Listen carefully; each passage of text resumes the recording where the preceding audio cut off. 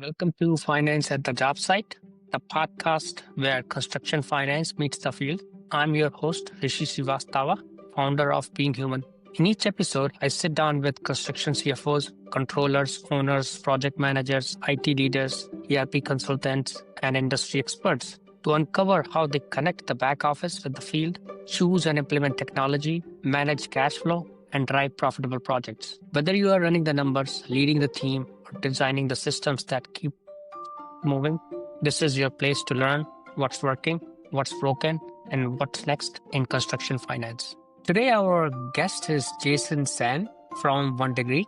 Jason, welcome. Hey, yeah, thanks for having me. I'm thrilled to be a part of this. Me too.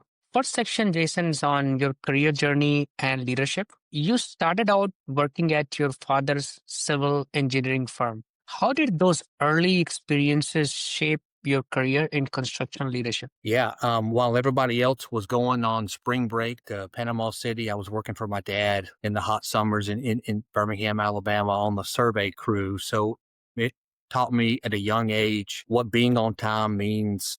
And I was taught that being on time means you're early. If you're on time, you're late. So I was waking up early during the summers, working for my father, and had a machete in my hand and was cutting line and working for the survey crew. And it taught me discipline and what it means to be on time. Yeah, I like the point that you gotta be a little bit early to these meetings. Over your 25-year journey, you've moved from project manager to EVP, COO, and now founder. What's been the most pivotal leadership lesson along the way? What it means to build true, authentic relationships. And in order to do that, actively listening to what the needs are of my customers. Because ultimately, I'm there to provide a value and is to solve their problem. Yeah, capitalism, customer is the boss. At De Angelis Diamond, you helped grow revenues by over $300 million and opened 4 offices. What strategies were most effective in scaling at that level? The strategies at scaling at that level, there's certainly not one silver bullet, but I would say number one would be people, having the right people. It's easy to say, but it's hard to do. Yeah.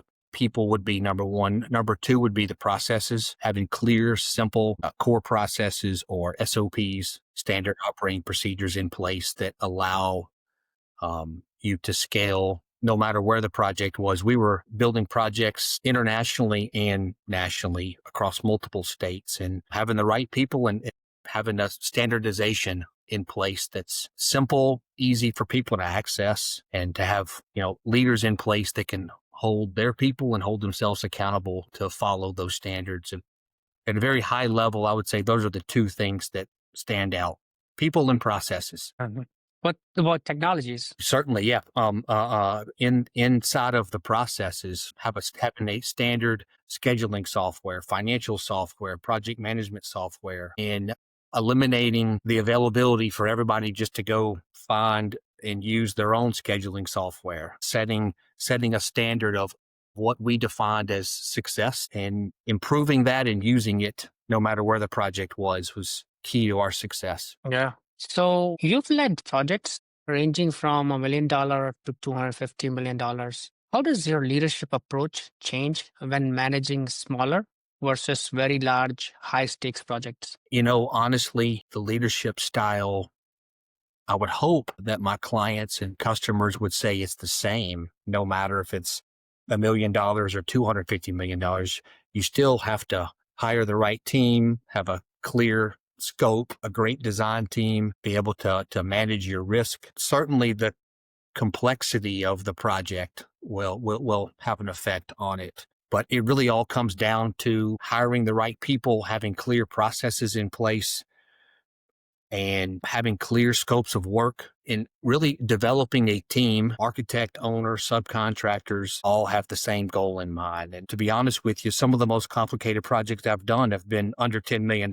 Sometimes much simpler to go build a $100 million ground up building, right? Than an interior renovation of an existing hospital or something. Yeah, complexity of something already pre-built and trying to edit it. And certainly when it's occupied. So I try to approach the projects with the same formula, no matter what size it is. But also every project is a snowflake. Every project is unique, but there is a winning recipe no matter what size job it is. Yeah. Yeah. How do you find that recipe? Through a lot of mistakes. Through a lot of mistakes and having great people much better than me, around me, so I can shore up my weaknesses is how I've done it. Yeah. So, one contextual thing here is, how do you learn from other people's mistakes? You don't have a lot time in your life to make all the possible mistakes, right? Right. My answer to that is, once you can build really great relationships with people Mhm. and you trust the person on the other side of you, one person's mistake becomes my opportunity to learn. I've had some incredible mentors in my career, and a couple of those mentors will share their mistakes with me because they don't want me to make them. Mhm. Right. But I've gotta have a great relationship in place with those people. Most people don't want to share their screw ups, right? Mhm. Right, right. It's embarrassing. It is embarrassing unless you're really fighting for the people, or for someone else, so they don't make them. And it doesn't take too long in construction. You're going to make a lot of mistakes. It's normally the people who are honest about them and are vulnerable about them, where they learn from them quicker. And I have found people will share what not to do. Yeah, yeah. Honesty and vulnerability.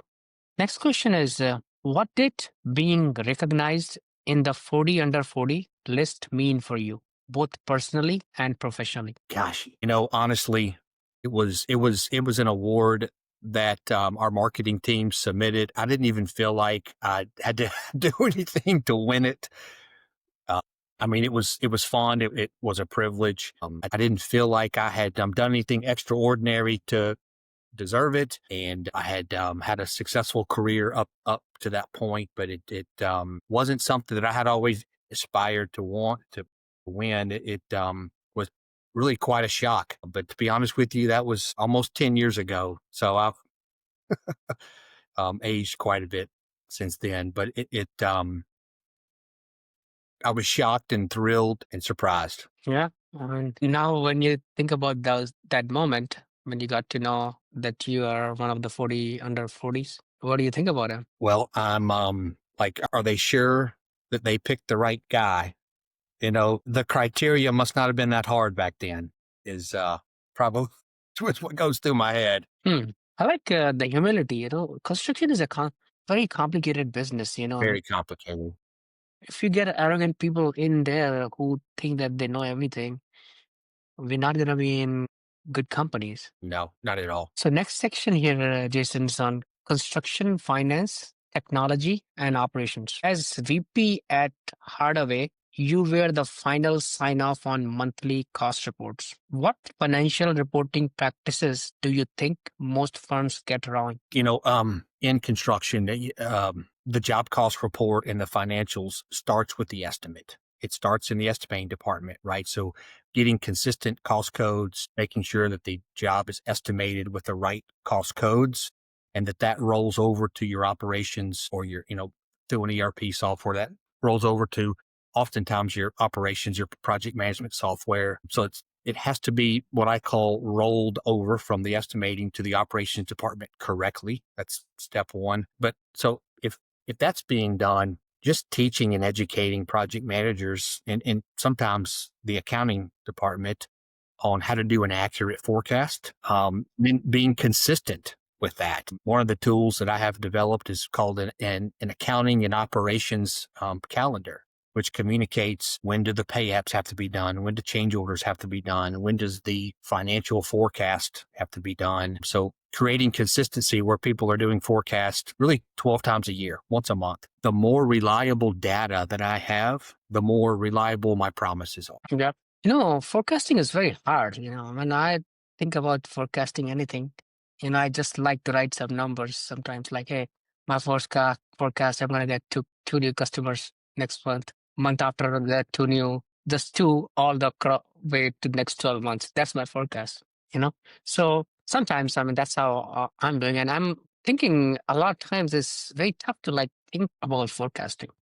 I'm currently leading and teaching, subcontractors and general contractors, and this is a topic that comes up all the time. The best example I can give is we expect others to forecast very well. If you ever watch the weather, Hmm. they provide a weather forecast, right? Very rarely do they provide a weather report. So do you know when they provide a weather report?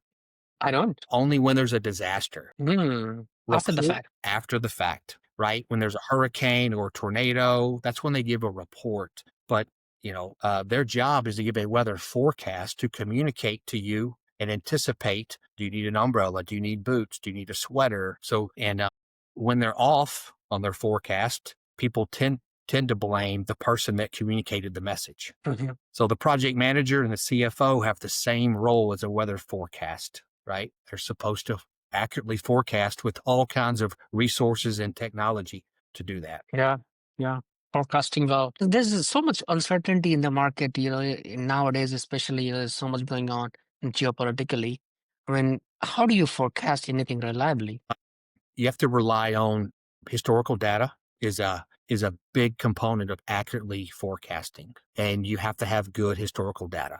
I can tell you that when you book a airline ticket on your phone through Delta to fly from here to California, they are relying on historical data on how long it has taken them in the past. But they've got labor, they have material, they have equipment, they have all the issues that construction has and anticipating when you're going to take off and when you're going to land. But that's an industry that I think has forecasting down fairly well. I can go on my phone and I can tell you what time to pick me up at the airport to, Hmm.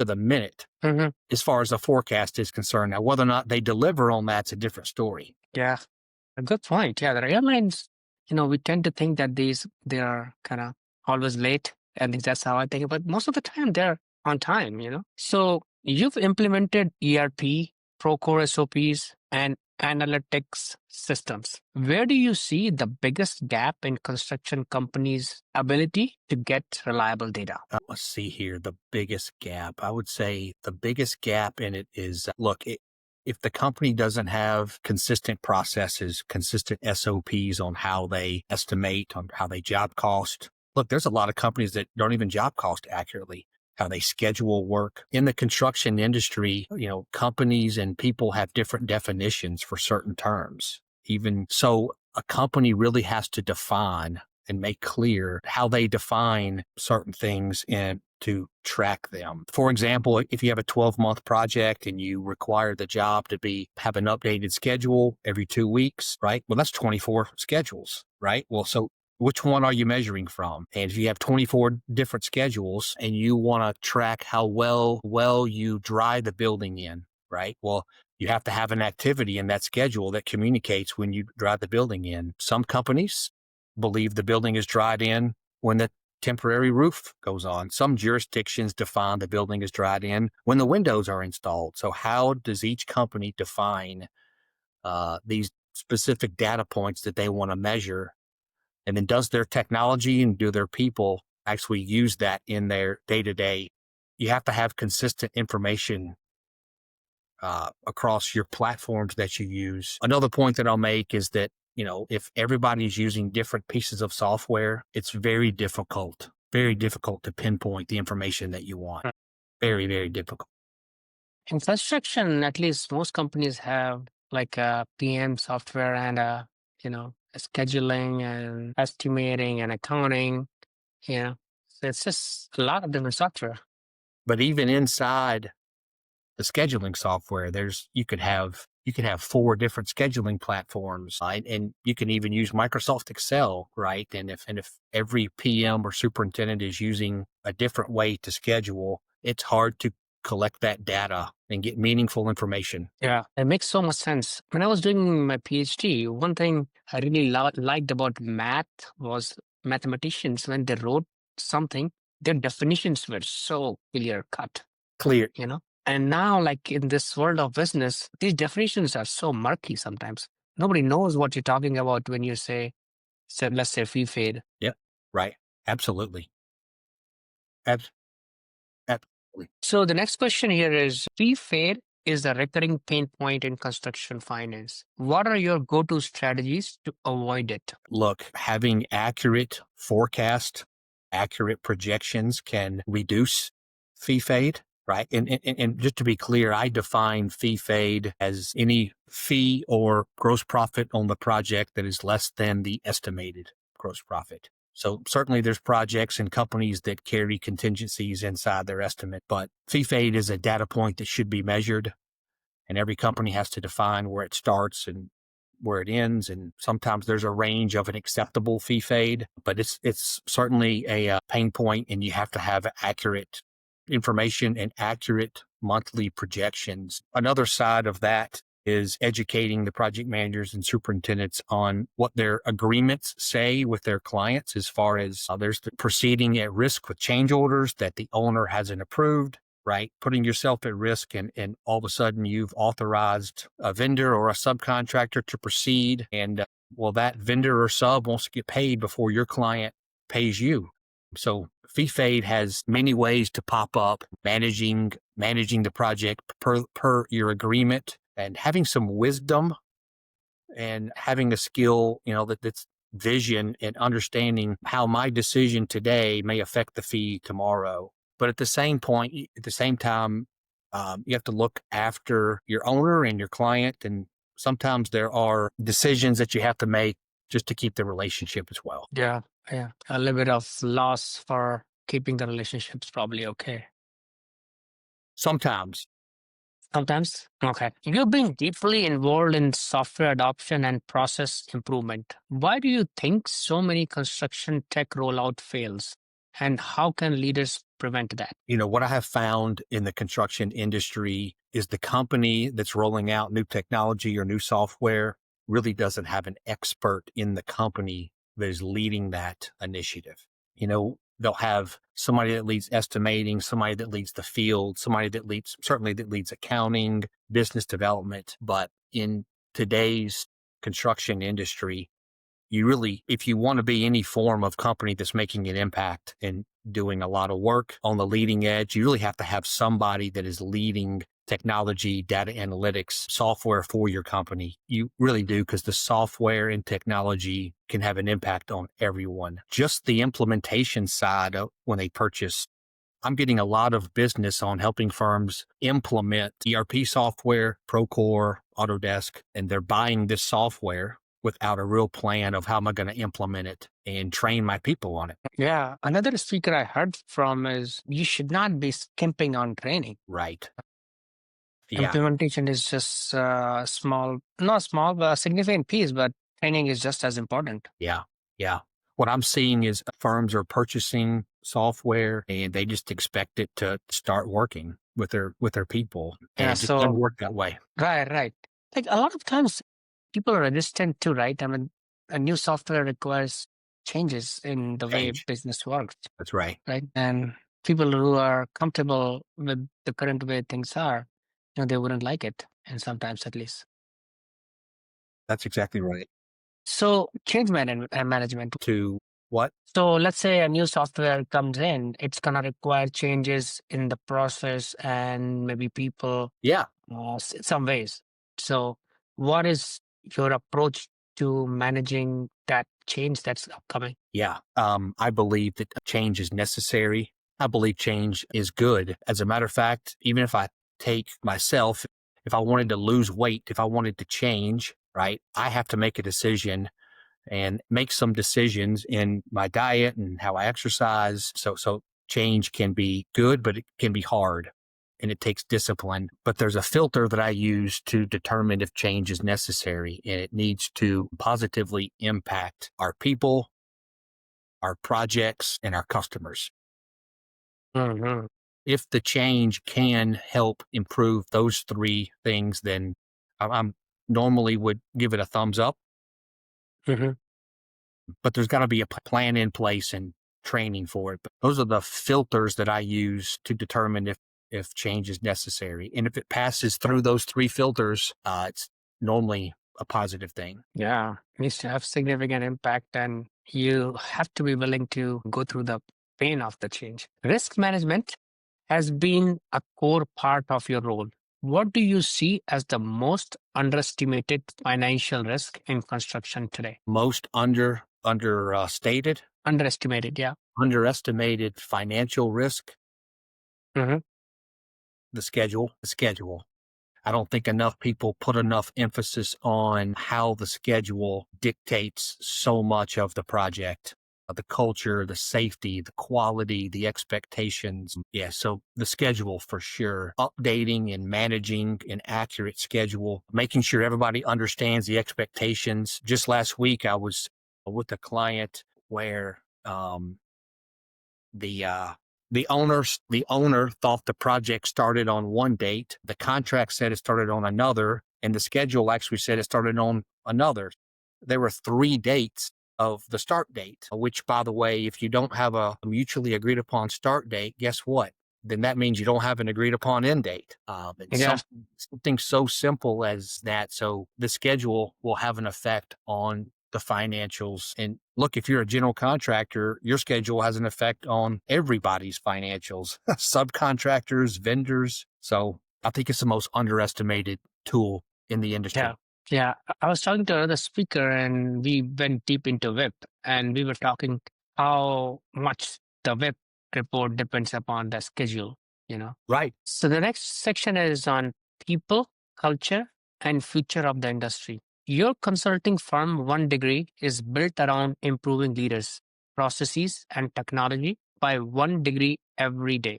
How do you measure progress in that mission? It's really important to me that the people are improved both at home and at work. So my mission is to enhance the lives of those in construction, both at home and at work, 1 degree a day. And I'll tell you how I measure that.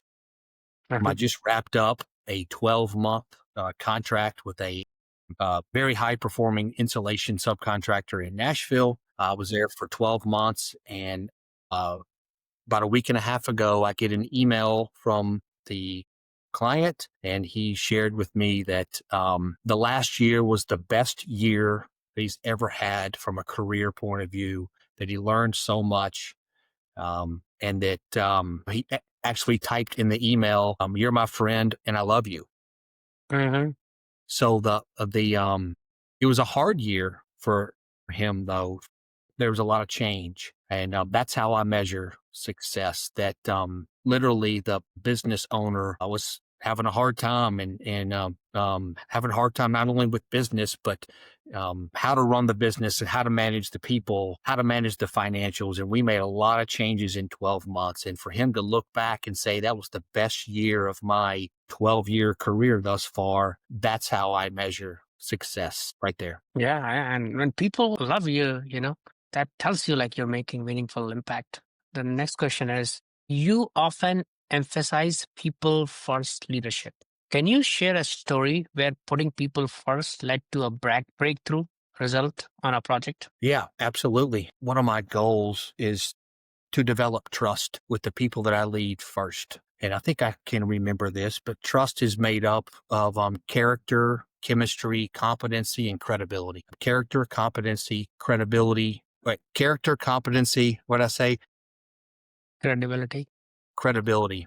And I naturally don't have an issue with credibility and competency. I knew the drawings, I knew the specs, I knew the schedule, I knew the project. But when I first started out my career, I was there to build a job only, and to get in and to get out. So the more time that I invest with the people and truly understand how I can make their job simpler, how I can explain to them why we're building what we're building or why we're making the change we're making, if I can get them bought in and truly understand the why versus the what. I have found that people will want to follow me because they want to versus they have to. So one of the best examples of that is a hospital that we built in Florida, and we were having a scheduling meeting, and we actually brought in with the design team and the owner some of our trade partners, but we didn't bring in who you would normally bring in, maybe the owner of the company or the PM.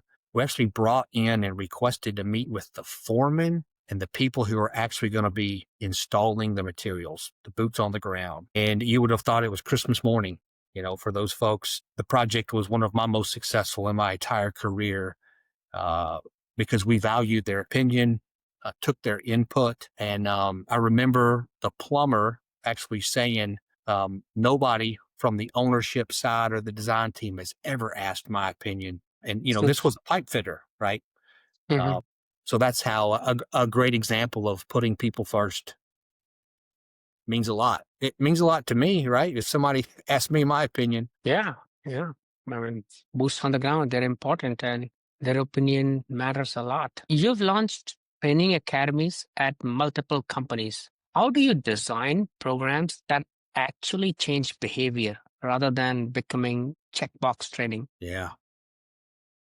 The way I do that is if I just led a training academy on quality control for a company, constantly doing training academies on financial projections, I don't just go in and develop it myself and just talk. I will actually grab a project manager or an APM or a superintendent. And some of these training academies I will prepare for 6 to 8 weeks, right? And there could be 40 to 100 people in them. But I will actually have a co-lead that's an employee of the company, and he or she is in that actual department. And instead of me developing the academy, they will help develop it and they will help teach it. So they will stand in front of their peers and teach it. So that really is helpful to where it's not just me standing up there, it's one of their peers. In addition, as part of those, we actually have a lab where we will do mock-ups. And everybody who's attending, um, we'll actually do a live mock-up, and there'll be a test, and there'll be a reward. But the individual that's co-leading it with me is like proctoring it. So if anybody has a question, they'll raise their hand or they'll ask him. So he has to be an expert in that. Whatever we're teaching: submittals, material procurement, financial projections, quality control. So after that training academy or that lab is done, the company now has somebody internally that's an expert in that area. It may sound counterproductive, but my goal is actually to consult my way out of consulting. Yeah, I mean, getting the buy-in from people who you're going to be teaching, at least from their peers, is so important. Construction has one of the highest turnover rates. What do you believe it takes to truly retain top talent in today's market? Yeah, I'll tell you what I believe firmly. Having a people plan. People want to know that you have a plan for them. People want to know that they're not just a number. And what is your plan for me? And am I making a difference here? Mhm. People want to know that. People want to know how they can improve. People want to know what they're not so good at. So I would say having a people plan and having a culture in the company that listens to the boots on the ground, listens to the people. Some of the worst things you can do is ask your people how we can improve and then not do it. Mhm. Right. So I would say number one is having a people plan, really diving into what's hanging up, what gets your people hung up, and then what are you doing as a leader to fix it, which certainly goes into the culture of the company. Next, I would say having a attitude of continuous improvement. I think that people really enjoy working for companies that are constantly trying to make things better. I'm not necessarily saying change is always happening, but how can we improve? How can we be better than last year, better than yesterday? I think your clients demand that. Mhm. And certainly technology plays a huge part in that. So, Yeah. yeah, at a high level, that's what I would tell you. Yeah. I mean, construction, there's also not enough inflow of young talent anymore. What do you think about that problem? Coming to construction at the same rate that the older people are leaving. So we are kind of short on human capital. How do we manage that?